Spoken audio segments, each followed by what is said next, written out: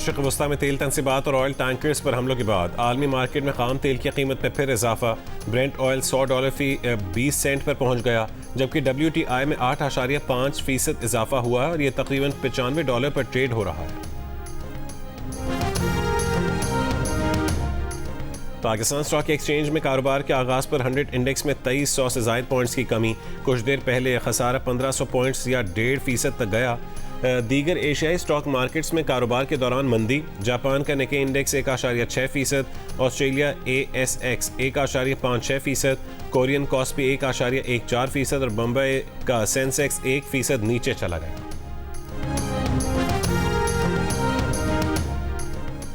Iraq की समंदरी हदूद में 2 गैर मुल्की ऑयल टैंकर्स पर हमला। इराकी हुक्काम के मुताबिक बारूद से भरी कश्तियों ने 2 टैंकर्स को निशाना बनाया। हमले के बाद दोनों टैंकर्स में आग भड़क उठी। हमले का एक गैर मुल्की रुकन हलाक। दोनों जहाज़ों पर सवार बाकी 24 अफराद पर मुश्तमिल हमले को बाहिफाजत निकाल लिया। ओमान के सलाला पोर्ट पर हमले से तेल के ज़ख़ीरे में आग लग गई। आग बुझाने की कोशिशें जारी। बहरीन के इलाके मुहर्रक में फ्यूल स्टोरेज पर हमला, आग भड़क उठी। मंगल को भी आबनाए हुर्मुज़ और खलीज ओमान में 3 बहरी जहाज़ों पर हमला हुआ था, जिनमें थाईलैंड, जापान और मार्शल आइलैंड के परचम बरदार जहाज़ शामिल हैं। पासदारान इनकलाब ने थाईलैंड के परचम बरदार जहाज़ पर हमला कबूल किया था।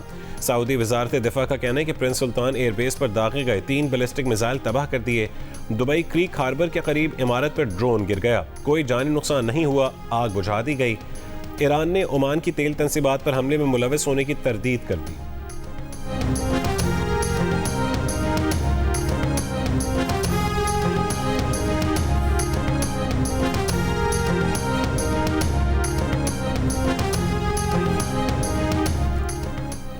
इसराइल के रात गए लेबनान पर शदीद हमलों में शहीद होने वालों की तादाद 8 हो गई। 31 अफराद जख्मी। हमलों में साहिली इलाके को निशाना बनाया गया, जहां बहुत से बेघर अफराद खुले आसमान तले मौजूद थे।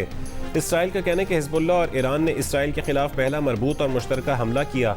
जंग के आगाज के बाद यह पहला मरबूत हमला था। ईरान ने इसराइल पर मुश्तरका हमले की तस्दीक की है। इसराइली मीडिया के मुताबिक इसराइल पर 150 रॉकेट फायर किए गए। हिजबुल्लाह का कहना है कि इसराइल की दारुल-हुकूमत तेल अवीव के निवाह में मिलिट्री इंटेलिजेंस हेडक्वार्टर को निशाना बनाया।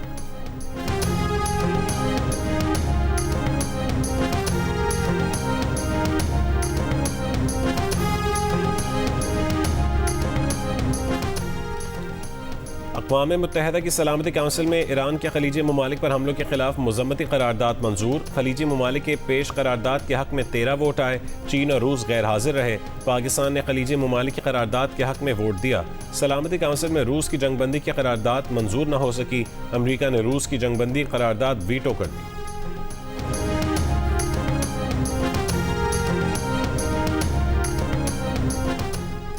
ईरानी सदर मसूद पेज़ेश्कियान ने कहा है कि सिहूनी रजीम और अमेरिका की जानिब से शुरू की जाने वाली जंग को ख़त्म करने का वाहिद रास्ता ये है कि ईरान के आइनी हुकूक तस्लीम किए जाएँ, ईरान को हर जाना अदा किया जाए और मजबूत बैनुल-अक़वामी ज़मानत दी जाए कि आइंदा ईरान पर जहरियत नहीं की जाएगी। ईरानी सदर ने कहा है कि उन्होंने रूसी सदर और पाकिस्तानी वज़ीर आज़म से बातचीत के दौरान ख़ित्ते में अमन के लिए ईरान के अज़म को एक मरतबा फिर दोहराया।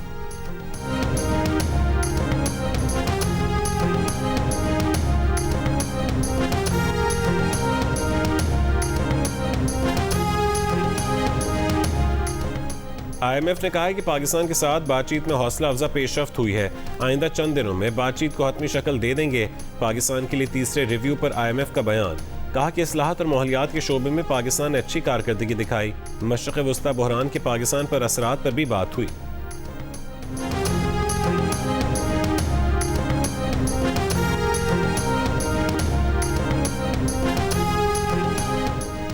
रावलपिंडी के थाना वारिस खान की हुदूद में 2 रोज़ पहले खातून से डकैती करने वाले मुलजिम को गिरफ्तार कर लिया गया। डाकू ने खातून को डकैती के दौरान तशद्दुद का निशाना बनाया था और फायरिंग भी की थी।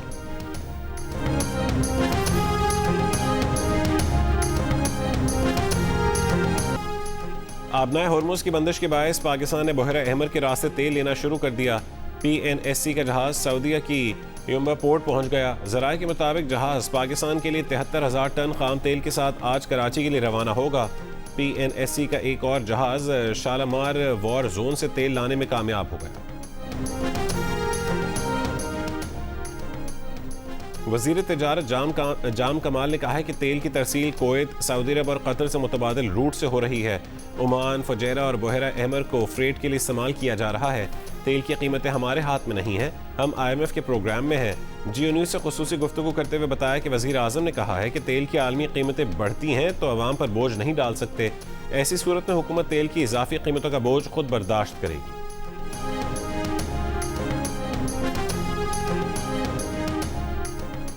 बैनुल-अक़वामी तवानाई एजेंसी ने तेल के महफूज ज़खायर में से 40 करोड़ बैरल तेल जारी करने का ऐलान कर दिया। ये तेल तंजीम के हर रुकन मुल्क की सूरत हाल के मुताबिक मुनासिब मुद्दत में मार्केट में फराहम किया जाएगा। तंजीम के 32 अरकान ने मुत्तफ़िक़ा मंजूरी दे दी। फैसला फ्रांस की सरबराही में G7 रहनुमाओं के इजलास में किया गया।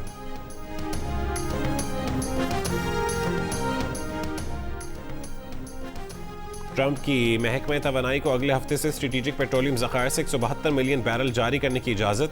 अमरीकी महकमा तवानाई के मुताबिक स्ट्रेटेजिक ज़खायर से तेल की फराहमी में तकरीबन 120 दिन लगेंगे।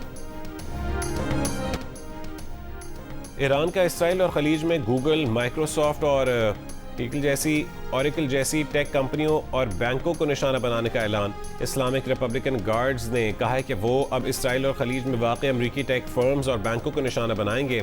हालिया हमले में ईरान के एक बैंक को निशाना बनाया गया। दुश्मन ने खित्ते में अमरीका और इसराइल से वाबस्ता मुआशी मराकज़ और बैंकों को हदफ बनाने पर मजबूर कर दिया है। अवाम ऐसे बैंकों और मालियाती इदारों से दूर रहें जो अमरीका या इसराइल से मुंसलिक हैं।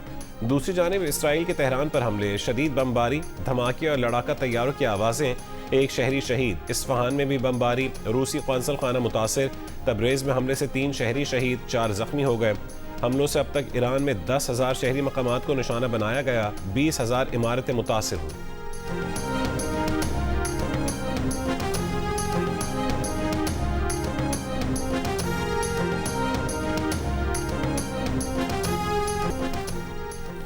ईरानी वज़ीर ख़ारजा अब्बास अराग़ची ने कहा है कि ईरान के सबसे पुराने बैंक की एक शाख पर बमबारी की गई। जिस वक्त बमबारी की गई उस वक्त बैंक में मुलाजमीन काम कर रहे थे। ईरानी अफ़वाज बैंक पर बमबारी का बदला लेगी।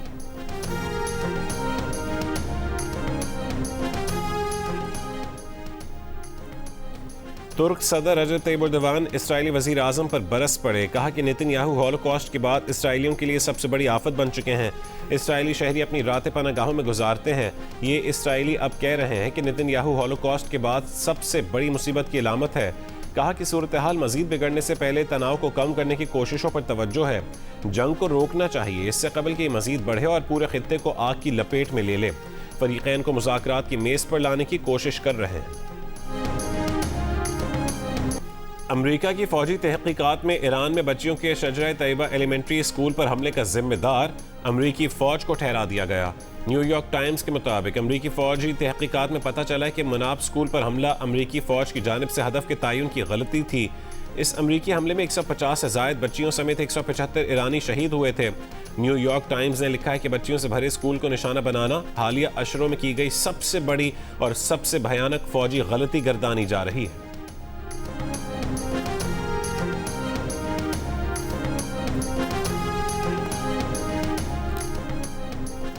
दुबई में ड्रोन हमले में जहां बहक मजदूर की लाश हैदराबाद कासिमाबाद पहुंचा दी गई। 7 मार्च को दुबई में अलबरशा के करीब मुजफ्फर बरोही की कार पर ड्रोन गिरा था। और लाहौर के मुख्तलिफ इलाकों में मूसलाधार बारिश और यालाबारी। इस्लामाबाद, रावलपिंडी और पंजाब के मुख्तलिफ इलाकों में बारिश। अपर हज़ारा डिवीजन, कोहिस्तान, बडग्राम और तोरगर में भी वक्फे वक्फे से बारिश। अस्तोर भर में चौथे रोज़ भी वक्फे वक्फे से बारिश और बर्फबारी। मामूलात ज़िंदगी मुतासिर।